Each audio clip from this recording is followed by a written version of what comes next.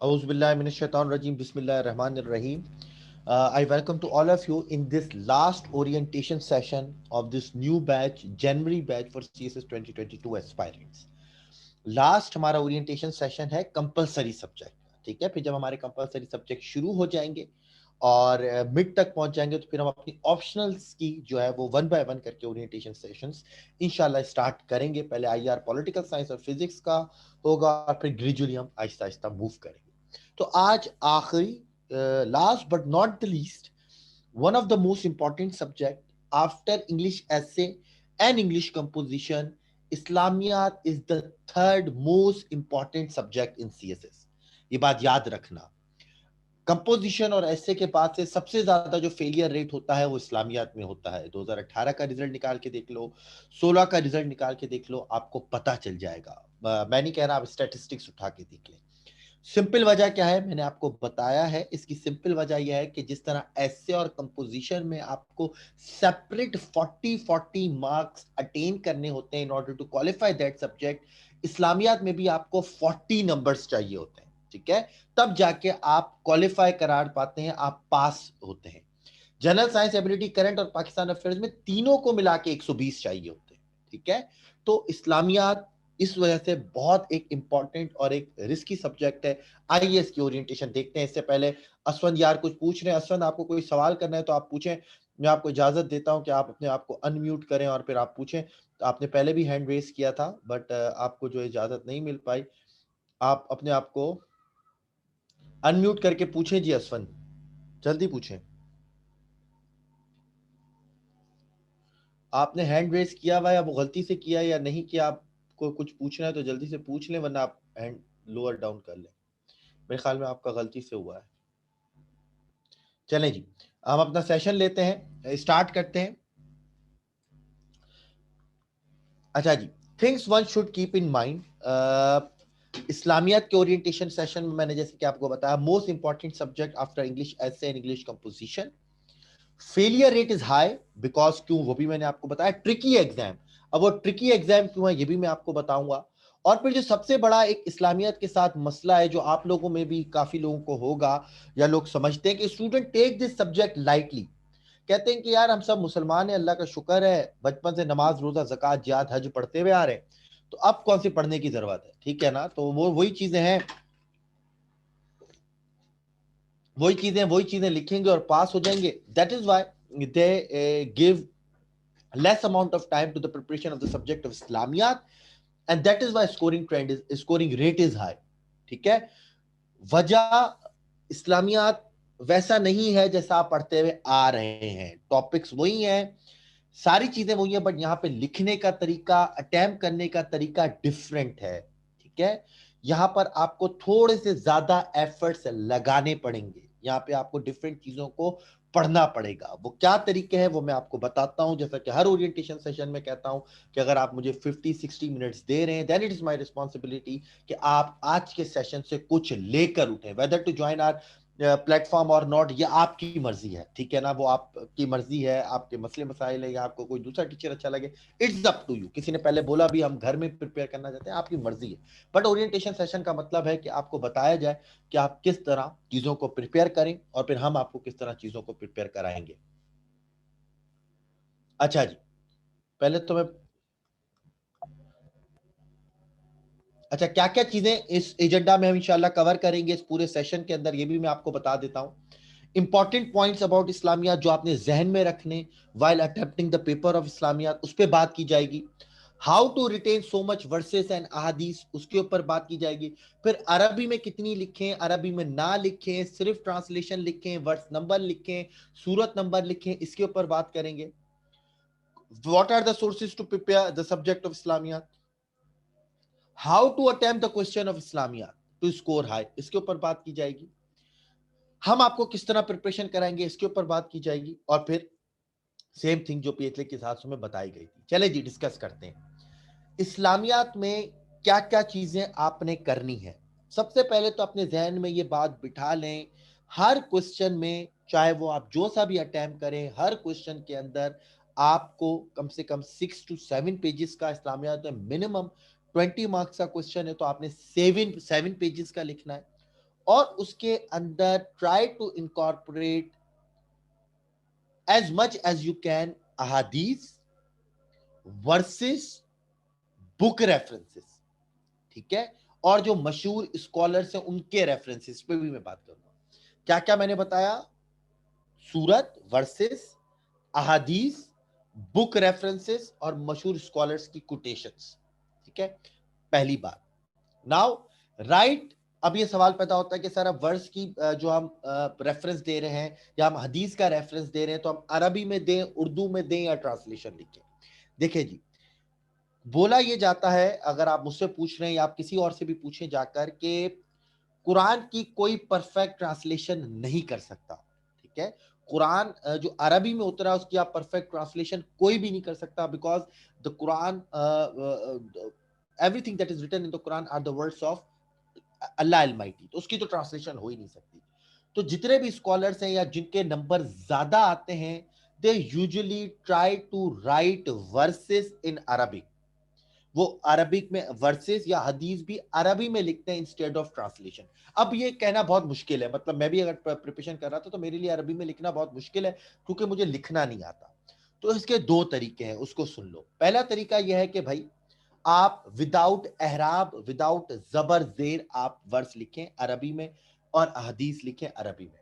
अब वो भी लिखना मुश्किल है सर, इतनी सारी अहदीस, इतनी सारी वर्सेस हम तो नहीं लिख सकते। देन मेरी स्ट्रेटेजी आपको ये होगी कि try to incorporate at least 2 to 3 verses in Arabi. एक क्वेश्चन में आप 2 या 2 से 3 वर्सेस अरबी में लिख लें, आप वर्स लिख रहे हैं, और बाकी की सारी आप सिर्फ ट्रांसलेशन कर दें इंग्लिश के अंदर। बाकी की सारी चीजें आप किसमें कर दें? इंग्लिश के अंदर। ये बेटर तरीका है। अब कोई बच्चा बोलेगा सर अब वो भी नहीं कर सकते, तो पर भाई सिंपल मेथड ये है कि आप ट्रांसलेशन करें, फिर आपको मसला नहीं है। However one who quotes verses in Arabi will score high, उसमें 8 से 10 नंबर का फर्क होता है, और ये बहुत बड़ा फर्क है, ठीक है। 8 नंबर का तो तकरीबन फर्क होता है अगर आप अरबी में लिखेंगे या आप ट्रांसलेशन करेंगे। मैं आपको सिंपल तरीका ये बता रहा हूं कि आपने करना क्या है। कुछ आप अरबी में कर दें, एक दो, आप 10 से 12 वर्सेस कर लें अरबी में याद, उसको लिखना सीख लें विदाउट एराब, और उनको आप हर क्वेश्चन के अंदर किसी में 2 कोट कर दें, किसी में 1 कर दें, यानी आपके कॉपी में अरबिक स्क्रिप्चर होना चाहिए, ठीक है जी। फिर एक और इंपॉर्टेंट बात आती है इस्लामियात में कि whether to attempt this paper in English और उर्दू। भाई इस्लामियत का वाहिद पेपर है जिसमें अलाउ किया जाता है इंग्लिश में भी लिखें, उर्दू में भी लिखें। तो काफी मुझसे बच्चे बोलते हैं कि सर हम उर्दू में करेंगे, हमारी उर्दू अच्छी है, अंग्रेजी अच्छी नहीं है। My suggestion to all of you to attempt the paper of Islamiyat in the language of English, in English language। वजह ये नहीं है कि उर्दू में कम नंबर आएंगे, अंग्रेजी में ज्यादा नंबर आएंगे। सिंपल एक ट्रेडिशनल विजडम है, ठीक है, कन्वेंशनल विजडम है, कि अगर आप 11 पेपर एक लैंग्वेज में दे रहे हैं तो conventional wisdom suggest that to take the 12th paper in the same language. अगर आप 11 पेपर अंग्रेजी में दे रहे हैं तो आप 12वां पेपर भी ये सजेस्ट करता है कि आप उसी लैंग्वेज में दें। क्यों? बच्चे बोलते हैं सर हमारी अंग्रेजी अच्छी नहीं है, फायदा क्या है इस्लामियत देने का? अगर अंग्रेजी अच्छी नहीं है तो भाई अंग्रेजी सही करो, क्योंकि 11 पेपर इंग्लिश में देने। अंग्रेजी सही नहीं होगी तो सीएसएस पास नहीं होगा ना। फिर अगर इंग्लिश अच्छी है तो फिर जब 11 पेपर में वही चीज लिख रहे हो तो 12वें में क्यों क्यों ना लिखें वही चीज? ये कोई लॉजिक नहीं है कि पहले मैं अपनी इंग्लिश सही करूं, पहले मैं 11 पेपर इंग्लिश में करूं, फिर मैं उर्दू के लिए अपनी उर्दू सही करूं, फिर उर्दू की राइटिंग प्रैक्टिस अलग करूं, फिर मैं इस्लामियत के पेपर उर्दू में अटेम्प्ट करूं, ठीक है। या तो इस तरह तो एक आम एस्पायरेंट पागल हो जाएगा। एक ही लैंग्वेज रखें, एक ही मीडियम ऑफ इंस्ट्रक्शन रखें, एक ही मीडियम ऑफ लैंग्वेज रखें, इंग्लिश लैंग्वेज। 11 पेपर आपने वैसे इंग्लिश में करने, इस्लामियात भी आपने इंग्लिश में करनी। पहली बात क्या थी? वर्सेस आपने लिखनी है एहराब लगा के, कुछ अरबी में लिख लें और बाकी की ट्रांसलेशन से लिखते हैं। पेपर इंग्लिश में अटेम्प्ट करना है। फिर है जी, भाई सर सूरत का नंबर लिखें नहीं लिखें, whether to mention the name of सूरा, वर्स नंबर हम लिखते हैं या नहीं लिखें, क्या करें? तो इसका सिंपल सा हल है, जैसे मैं हमेशा कहता हूं, it's all about value addition, ठीक है। ये वैल्यू एडिशन है, इट्स अ कॉम्पिटेटिव एग्जामिनेशन। मैं आपको सवाल कर एग्जाम्पल देता हूं। आपने सिर्फ ट्रांसलेशन लिखी, ठीक है, आपने सिर्फ ट्रांसलेशन लिखी। मैं एक दूसरा कैंडिडेट हूं, मैंने सूरत का नाम और ट्रांसलेशन लिखी। एक दूसरा कैंडिडेट है, उसने सूरत का नाम, वर्स नंबर और ट्रांसलेशन लिखी, ठीक है। एक कैंडिडेट है जिसने सूरत का नाम, वर्स नंबर और फिर अरबिक लिखी। तो it is a competitive exam. Obviously the person who write in Arabi as well as mention verse number as well as surah name will score high, ठीक है, जो बच्चा नहीं लिख रहा उसका ऑब्वियसली उससे स्कोर कम आएगा। तो it's all about value addition. ठीक है, it's all about value addition कि आप किस हद तक जा रहे हैं। नॉर्मली जैसा कि मैं था, मैं कुछ वर्सेस याद कर लेता था जो मुझे याद रहती थी, बट मैं कोशिश करता था कि मैं सूरत का नाम जरूर याद रखूं। फॉर एग्जांपल सूरह बकरा है, सूरह अहज़ाब है, हमारे पास सूरह निसा है, ठीक है, सूरह यासीन है, सूरह रहमान है। तो आप सूरत का नंबर तो कोशिश करें याद रखें, क्योंकि इट्स अ कॉम्पिटिटिव एग्जाम। आप नहीं करेंगे तो कोई दूसरा करेगा, अगर दूसरा करेगा तो उसका स्कोर आपसे ज्यादा आएगा। तो अपने जहन में हमेशा ये नहीं रखिएगा ये चीज मैं नहीं कर सकता, हमेशा जहन में ये रखें कि आपका कंपटीशन किससे है और आपके कॉम्पिटिटर्स क्या क्या कर सकते हैं। आपको उनके लेवल तक जाना है और उनके लेवल से अपने आप को वन स्टेप आगे करना है, तभी आप जो है वो इस रेस में आगे जा पाएंगे। ठीक है ना। तो काफी लोग अपने आप को शेल में बंद कर लेते हैं कि भाई मैं ऐसा नहीं कर सकता या मैं ऐसा नहीं कर सकती। भाई you can do anything, it needs practice. अच्छा जी, फिर तीसरा पॉइंट जो इस्लामियत के अंदर बहुत इंपॉर्टेंट है कि kindly quote only Quranic verses and अहादीस और बुक रेफरेंसेस, वो बुक रेफरेंसेस जो आपको रिकमेंडेड रीडिंग्स में एफपीएससी ने बताए हुए। ठीक है, कुरानिक वर्सेस और अहादीस तक रहें और उन बुक रेफरेंसेस तक रहें जो आपको एफपीएससी ने रिकमेंड की हुई है। डॉक्टर हबीबुल्लाह की बुक है, हमारे पास और भी दो तीन ऑथर हैं, उनकी बुक्स है, कुतुब है उनकी बुक है। ठीक है, meaning and message of Islam है एक बुक, वो भी है, अच्छी बुक है। उनको हम कोट कर सकते हैं, उनको रेफरेंसेस दे सकते हैं। इसी तरह फॉरेन ऑथर्स हैं, ठीक है, अहमद एक गोलवश का हम जो है वो रेफरेंस देते हैं। इसी तरह से जो है हमारे पास आर्मस्ट्रॉन्ग की एक बुक है, उसका हम एक रेफरेंस देते हैं। दो तीन एक ऑथर्स की बुक है, उनका हम रेफरेंसेस दे सकते हैं, बट कोशिश करें अहादीस, कुरानिक वर्सेस और वो बुक्स जो रिकमेंडेड रीडिंग्स में, अपने आप को यहां तक लिमिट करें। Stay away from quotations and references from the controversial scholars. For example Zakir Naik, Ghamidi, Tahirul Qadri, again यहाँ पे मैंने दो तीन नाम लिखे हुए, तारिक जमी। ये वो स्कॉलर्स हैं जो थोड़े से कंट्रोवर्शियल हैं। ऑल दो मैं किसी और स्कॉलर को सपोर्ट नहीं कर रहा या निगेट नहीं कर रहा, but we do not know हमारा चेकर किस माइंडसेट का है। ठीक है, इस्लामियात एक थोड़ा सेंसिटिव सब्जेक्ट ये है कि ये ईमान और दीन का मसला आ जाता है। तो यहाँ पे हमारे मुल्क में वैसे ही लोग काफी इमोशनल हैं, तो वो वैसे ही इमोशनल होते हैं। तो आप अपनी कॉपी को सिक्योर रखें, सेफ रखें। ठीक है, उन ऑथर्स को कोट ना करें। ठीक है, कुरानिक वर्सेस और आदीस को मैक्सिमम कोट करें और बुक रेफरेंसेस उनके करें जो है वो रेफरेंस दिया हुआ है एफपीएससी ने। फॉर एग्जांपल अबू अला मौदूदी की बुक का अगर कोई रिकमेंडेड रीडिंग है तो आप उसका रेफरेंस दें, क्योंकि वो रिकमेंडेड रीडिंग्स में से। ठीक है, इसके अलावा जो कंट्रोवर्शियल स्कॉलर्स हैं उनसे अपने आप को दूर रखें। एक और पॉइंट जी, write Allah instead of God. कोशिश करें हमेशा लिखें अकॉर्डिंग टू अल्लाह या अल्लाह सेड, गॉड का वर्ड कम से कम यूज करें। ठीक है जी। हाँ, फिर ये छोटी छोटी सी बातें हैं जो आप लोग गलती करते हैं इस्लामियात के अंदर और दैट इज वाई आपके स्कोर कम आता है। ये छोटी छोटी सी बातें मैं आपको पहले बता रहा हूँ क्योंकि ओरिएंटेशन सेशन है, आप लोगों को कुछ फायदा हो, पूरा ओरिएंटेशन इसके ऊपर है। फिर according to the religion of Islam या रिलीजन ऑफ इस्लाम नहीं लिखे। जब भी इस्लाम की बात करें तो दीन ऑफ इस्लाम लिखें या दीन इस्लाम लिखें, because there is a difference between religion and Deen, and Islam is a Deen, Islam is not a religion. तो जब भी लिखें दीन और रिलीजन, दीन लिखें, रिलीजन ऑफ इस्लाम ना लिखें। फिर जो सबसे इंपॉर्टेंट बात है वो मैं अभी आपको बताने जा रहा हूं कि B conservative in your approach. अपनी अप्रोच में इस्लामियत का वाहिद पेपर ऐसा है कि जिसमें आपने कंजर्वेटिव रहना है। ठीक है, आपने एक ट्रेडिशनल माइंडसेट के साथ जाना है इस्लामियत के अंदर। ठीक है, don't show that you are a liberal, feminist, communist, socialist, atheist. Don't try to be over smart and criticize the basic tenets of Islam. ये कभी ना करना। ठीक है, कुछ लोग फेमिनिस्ट हैं, अगेन मैं भी काफी फेमिनिस्ट बिलीफ से उनके काफी चीजों से मैं जो हूँ एग्री करता हूँ और वो सही करते हैं, बट इस्लामियत के अंदर यूं क्रिटिसाइज करने नहीं लग जाना जज्बात में आके कि the rights given by Islam to women, उसके अंदर मसला है, वो सही राइट्स नहीं है या वो रिस्ट्रिक्ट करते हैं औरतों को, ये चीजें ना करना। ठीक है, same is the case with communist हैं या आप कैपिटलिस्ट माइंडसेट से या सोशलिस्ट माइंडसेट से, फिर आपने इकोनॉमिक सिस्टम के ऊपर क्रिटिसाइज करना शुरू कर दिया इस्लाम के, कि भाई वो प्रैक्टिकल उसकी एप्लीकेशन ही नहीं है आजकल की दुनिया में। ये चीजें आपने नहीं करनी, अगर आप ये कर रहे हैं तो ये डिजास्टर है, ठीक है। फिर काफी लोग की टेंडेंसीज थोड़ी सी इथिज्म की तरफ होती है, या एग्नोस्टिक होते हैं, हरारी की बुक पढ़ पढ़ के, और फिर उसके ऊपर क्रिटिसिज्म शुरू कर देते हैं, ठीक है ना। मोराल्स के ऊपर बात करना शुरू कर देंगे, डिफरेंट चीजों के ऊपर बात करना शुरू कर देंगे। I respect the believes of all of you, मैं आप सब लोगों के बिलीफ से रिस्पेक्ट करता हूं। जब मैं पढ़ाता भी हूं तो थोड़े से डिफरेंट वे में पढ़ाता हूं, और बार बार भी बोलता हूं कि भाई मैं आप सब लोगों के बिलीफ्स को रिस्पेक्ट देता हूं। I have a liberal mindset, but in Islamiat paper ये चीजें आपने नहीं करनी।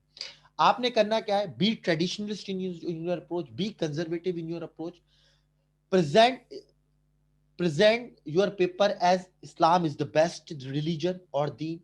It is a panacea to all the problems of the world. There is no defect in Islam. Islam gives every right that every person deserves. ये आपकी approach है, ठीक है। If you are a Muslim, again आपका तो इसके ऊपर believe होना चाहिए, अगर नहीं भी है आपका अपना बिलीव है, आप जो भी सोचते हैं उससे मुझे नहीं लेना देना। If you are a non Muslim और आप इस्लामियात ले रहे हैं, अच्छा इसमें भी बात करूंगा कि नॉन मुस्लिम को इस्लामियात लेनी चाहिए या नहीं लेनी चाहिए, तब भी try to be conservative, traditionalist, present Islam in its best form, in its pure form. Present it is the panacea to all the problems of the world, and there is no defect in Islam, and it gives every right, every fundamental rights, ensures minorities के या किसी के भी। Don't be critical for God's sake, यहाँ पे मैंने non informal language use की हुई है, लेकिन इसकी जरूरत है। Don't write critical analysis in Islamiat question, Islamiat के क्वेश्चन में कभी भी क्रिटिकल एनालिसिस नहीं लिखिएगा, एनालिसिस की पोर्शन डालिएगा, कभी भी क्रिटिक की हेडिंग नहीं डाल दीजिएगा कि तौहीद का सवाल है और आप तौहीद के ऊपर क्रिटिक कर रहे हैं, तो ये बहुत डेंजरस हो जाएगा। That is why I am always of the opinion के it is a tricky subject, ठीक है। ये एक ट्रिकी सब्जेक्ट है, एक सेंसिटिव सब्जेक्ट है, लिखते हुए सोचते हुए बड़ा ध्यान रखना। मुझे याद है कि 2019 के अंदर इस्लामियात में फेमिनिज्म का एक क्वेश्चन आ गया, while attempting the question of feminism in the paper of Islamiat, मैं बहुत एक एहतियात से लिख रहा था कि यार मैं कहीं कोई ऐसी बात ना कर दूं जो अगेंस्ट हो, कोई फेमिनिज्म वाला बात ना कर दूं, क्योंकि उन्होंने मॉडर्न फेमिनिज्म का क्लेम भी किया था, और आप सबको पता है कि मॉडर्न फेमिनिज्म एक बिल्कुल डिफरेंट चीज है, जिसके अंदर काफी चीजों के बारे में होता है कि जो इस्लाम में टैबू समझी जाती हैं। तो बड़ा आपने सोच समझ कर ऐसे क्वेश्चंस को अटेम्प्ट करना है, ठीक है जी, बड़ा सोच समझ के ऐसे क्वेश्चन को आपने अटेम्प्ट करना है।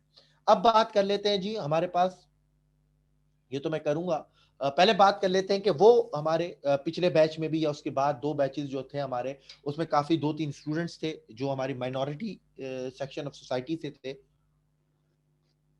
उनका मेरे पास मैसेज आया कि सर हमें इस्लामियात लेनी चाहिए या नहीं लेनी चाहिए, हमें या फिर कंपैरेटिव स्टडी के ऊपर जाए। तो मैं हमेशा कहता हूं कि आप लोगों को इस्लामियात मुसलमानों से ज्यादा लेनी चाहिए। वजह सिंपल सा लॉजिकल रीजन है कि you are going to be the part of the bureaucracy of Pakistan, आप पाकिस्तान की ब्यूरोक्रेसी का पार्ट होने जा रहे हैं, और पाकिस्तान में 96-97% लोग जो है वो मुसलमान हैं।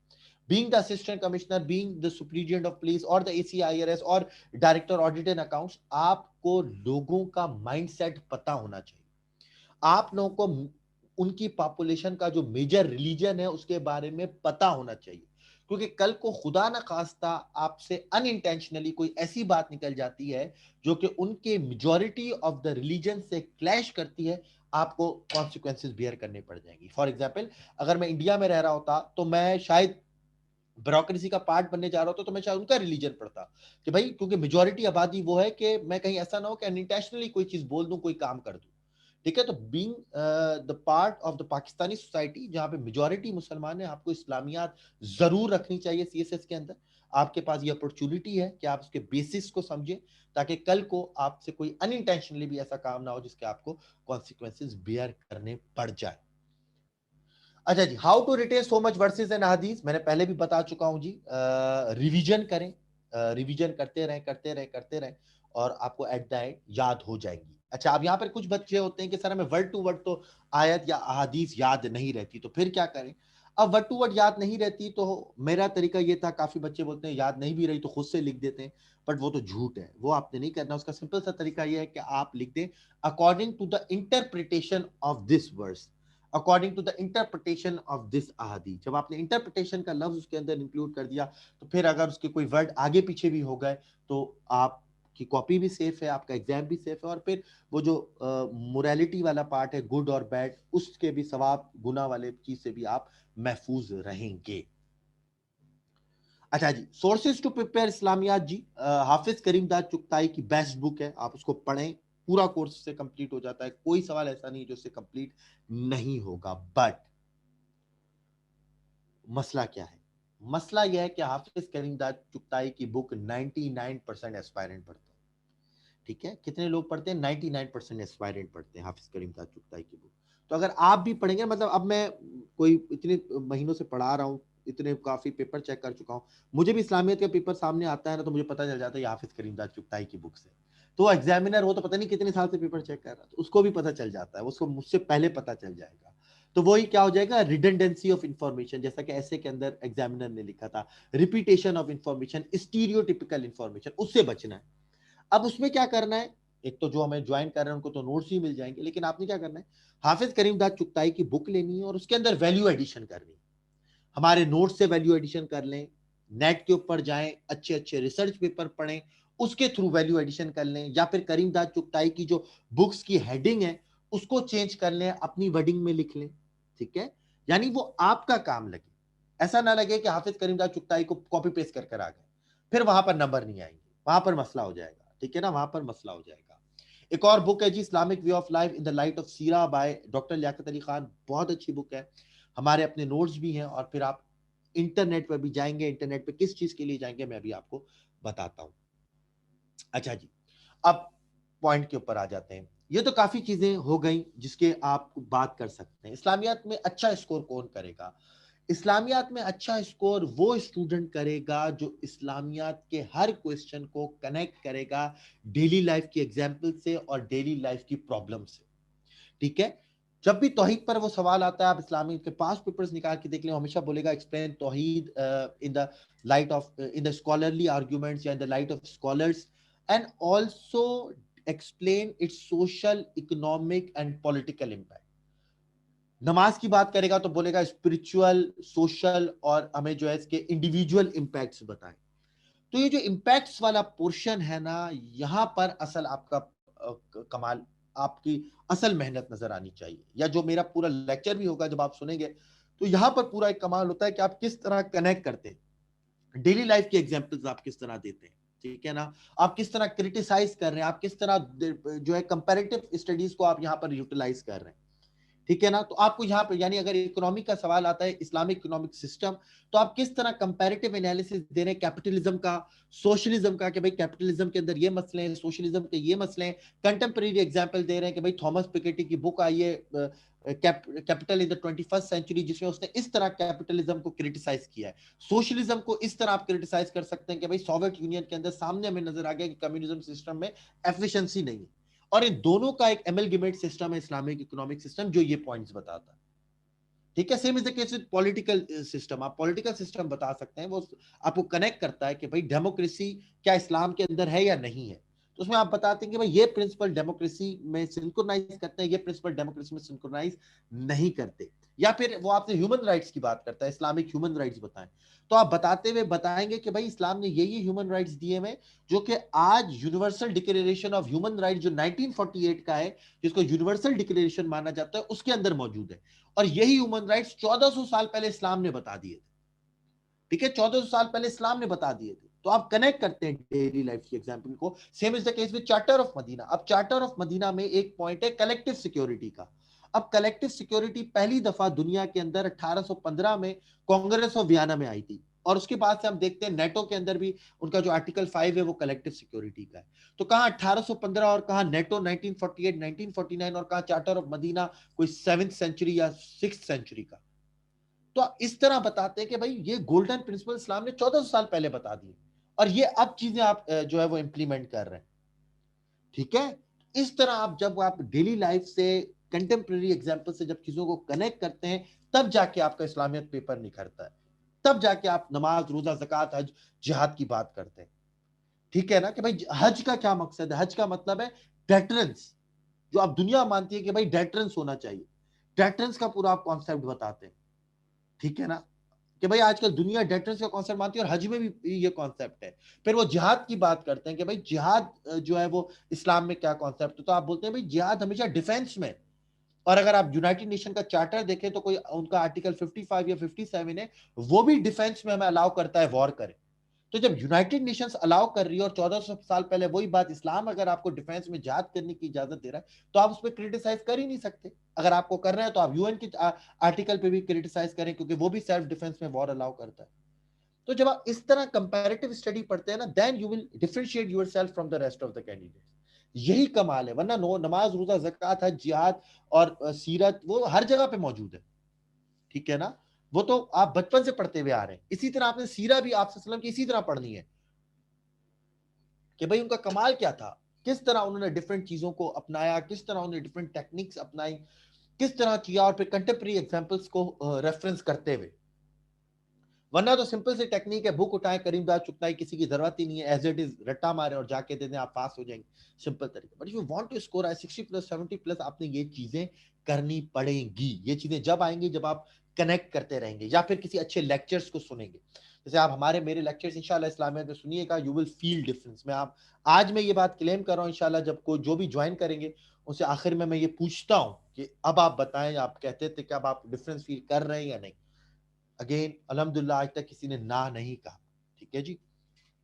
अच्छा, यहाँ पर मेरे एक और बात जहन में थी, मैं बताने लगा था लेकिन मेरे जहन से निकल गई, जैसी याद आती है तो मैं आपको बताता हूँ,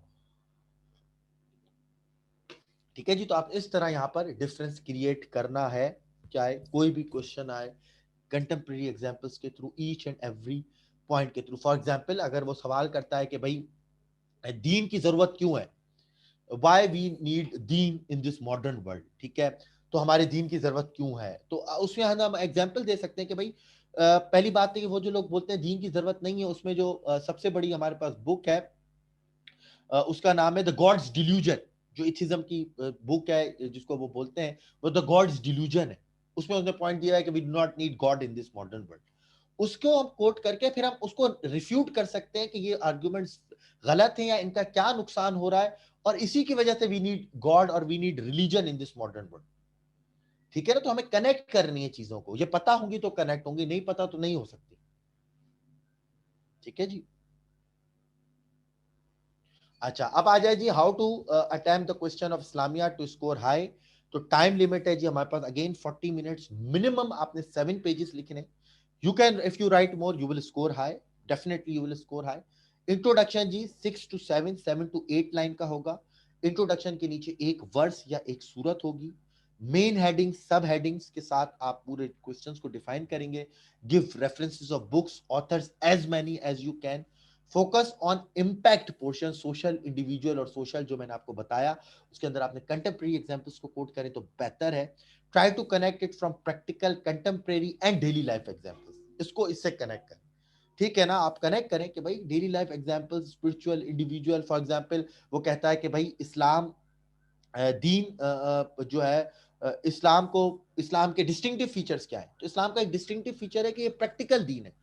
अब प्रैक्टिकल किस तरह है कि आप उसको डिफरेंट रिलीजन से कंपेयर कर सकते हैं कि भाई बुद्धिज्म में जो है वो सोशल एक्सक्लूजन का कॉन्सेप्ट है कि आप पूरी दुनिया से कट जाएं। जब आप पूरी दुनिया से कटते हैं, सिर्फ आप कोविड-19 के अंदर जब आपने जो है वो लॉकडाउन किए, सिर्फ घर में बंद हुए, साइकोलॉजिकल इश्यूज की प्रॉब्लम हो गई, ठीक है ना, सोशल इश्यूज, सोशल प्रॉब्लम्स बढ़ गई। तो जब आप पूरी सोशली एक्सक्लूड हो जाते हैं तो खुद सोचें आपकी साइकी के ऊपर कितना असर पड़ेगा। तो इस्लाम में तो हमेशा सोशल इंक्लूजन की बात है, तभी ये ज्यादा प्रैक्टिकल है एज कंपेयर टू वो दिन जो सोशल एक्सक्लूजन है। Same is the case with Christianity, जिसके अंदर उनके जो प्रिस्ट होते हैं सेलिबेसी को प्रमोट करते हैं कि मैरिज नहीं करनी चाहिए, ठीक है ना। बट इस्लाम इंसान के ह्यूमन जो हमारे नेचर है उसके अंदर हमें जो है वो मैरिज की तरफ लेके जाता है, क्योंकि आप अगेंस्ट नेचर नहीं जा सकते, ठीक है। तो इस तरह हमने कंपैरेटिव एनालिसिस देना। Same is the case with women rights. जब आप वुमेन राइट्स की मिसाल देंगे, आप डिफरेंट रिलीजन्स की एग्जांपल्स देंगे कि भाई हिंदुइज्म ने क्या कहा था, जूइश के अंदर क्या है, ठीक है, जुडिज्म में अंदर क्या है। ये पूरी लेक्चर्स आपको पूरी, तभी मैं कहता हूं कि नोट्स वोट्स तो हर जगह से मिल जाएंगे। The more important thing is lecture, जो आपके इंटेलेक्चुअल होराइजन को वाइड करेगा, ठीक है ना, वो आपके इंटेलेक्चुअल होराइजन को बढ़ाएगा कि भाई असल में इस्लामियत इस तरह से भी पढ़ी जा सकती है, ठीक है ना। जरूरी नहीं है कि आपको कोई मौलवी इस्लामियत पढ़ाए, ठीक है ना, हो सकता है अगर कोई आपको पढ़ाए तो वो उसकी माइंडसेट थोड़ा सा छोटा हो, बट इस तरह आप पढ़ेंगे ना तो आपको बड़ा एक इंटरेस्टिंग होगा इंशाल्लाह। अच्छा, फिर आपने क्या करना है, कंक्लूजन करना है, ठीक है। क्रिटिकल एनालिसिस नहीं लिखिएगा, एनालिसिस लिख सकते हैं, क्रिटिक मत करिएगा, क्रिटिक मत करिएगा। अच्छा जी, हम कैसे पढ़ाएंगे जी सीएसएस ब्रेनरी के अंदर, आपको कॉम्प्रहेंसिव ऑनलाइन लेक्चर्स हर चीज का उसकी रिकॉर्डिंग फैसिलिटी देंगे, जो आपके पास 4 महीने एक्सेस रहेगा। Provision of detail notes in hot copy आपको डिलीवर कर दिए जाएंगे। Special focus on references, presentation, expression and time management, weekly test, evaluation and feedback. General science ability और इस्लामियात का जो दोनों का कोर्स अगर आप लेना चाहते हैं सिर्फ, तो आपके लिए 12,000 रुपीज चार्जेस है। लेकिन अगर आप आज तक, ठीक है, करा देते हैं रजिस्ट्रेशन सिर्फ 2 सब्जेक्ट में, तो ये 10,000 होगी। लेकिन अगर आप पूरा कोर्स ज्वाइन करना चाहते हैं, और जो मैं रिकमेंड भी करता हूं कि आप ऑल कंपलसरी ज्वाइन करें, तो इसका पूरा 30,000 रुपीज है। 3.5 मंथ्स का कोर्स है इंशाल्लाह। और उसके मिड से ही हम ऑप्शनल फिर स्टार्ट करते हैं, और ऑप्शनल तो जाहिर बात है फिर वो अलग होंगे, उसकी बात उसका पूरा सेशन अलग से होता है। तो ये है हमारी कंपलसरी सब्जेक्ट, ठीक है। आज जो है हमारे ये ओरिएंटेशन सेशंस खत्म हो गए। इस्लामियत का मुझे कल करना था, लेकिन मैंने आज कर दिया, कल थोड़ी सी मेरी मसरूफियात है, ठीक है जी। तो हमारी ओरिएंटेशन सेशंस खत्म हुए। कल से हमारी रजिस्ट्रेशन शुरू हो चुकी थी। काफी बच्चों ने मुझे मैसेज भी किए, रजिस्ट्रेशन करा दी। कुछ को थोड़ा सा फीस का मसला था, उन्होंने बोला सर हम 2-3 दिन बाद सबमिट करा देंगे, नो इश्यूज। मैं बार बार कहता हूँ, if you have any difficulty in fees submission और anything regarding fees, kindly discuss with me, खुद से अज्यूम ना करें, ठीक है। फिर आज से कल से रजिस्ट्रेशन ओपन है, जिसने रजिस्ट्रेशन करानी है करा लें। 7 जनवरी से हमारी रेगुलर क्लासेस शुरू हैं। उससे पहले आपको उस वीक का टाइम टेबल दे दिया जाएगा। अब कोई क्लास जो है वो ओरिएंटेशन या ओपन क्लास नहीं होगी। जितनी भी क्लासेस होंगी वो रेगुलर पेड क्लासेस होंगी इंशाल्लाह। और जिन जिन को ज्वाइन करना है काइंडली स्टार्ट से ही ज्वाइन कर लें। मिड में जब आएंगे तो आपकी पिछली की क्लासेस जाया होंगी, जो फिर आपको रिकॉर्डिंग की सूरत में सुनना पड़ेगा। तो जिसने ज्वाइन करना है वो अभी से कर ले, ताकि उसकी क्लासेस ज्वाइन नहीं है। जिन्होंने ज्वाइन नहीं करना और वो हमारे साथ मौजूद रहे इन ओरिएंटेशन सेशंस के अंदर, उनका thank you very much that you join our platform of CSS Brainery during all this orientation session. मैं उम्मीद करता हूं कि आपने इन ओरिएंटेशन सेशन से, जो कि 4 से 5 ओरिएंटेशन सेशंस थे, आपने कुछ सीखा होगा, आपकी क्लैरिटी मिली होगी, कंफ्यूजन्स दूर हुई होंगी। बेस्ट ऑफ लक और best wishes for your preparation of CSS 2022। और जो हमें ज्वाइन कर रहे हैं उनको जी वेलकम ऑन दिस प्लेटफॉर्म।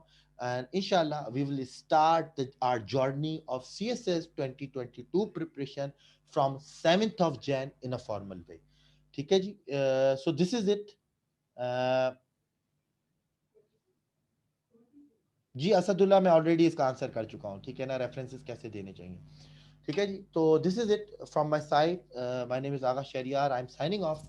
मेरा व्हाट्सएप नंबर सबके पास मौजूद है, यहाँ पर भी लिखा हुआ है। तो आप लोग रजिस्ट्रेशन के लिए कराइएगा, और 7 में हम लोग अपनी चीज़, अपना सेशन स्टार्ट कर देंगे। ये तमाम रिकॉर्डिंग्स अपलोड कर दी जाएंगी, आप इन सेशंस को दोबारा भी सुन सकते हैं हमारे यूट्यूब चैनल के ऊपर, CSS Brainery. I am signing off. अल्लाह हाफिज एंड टेक केयर।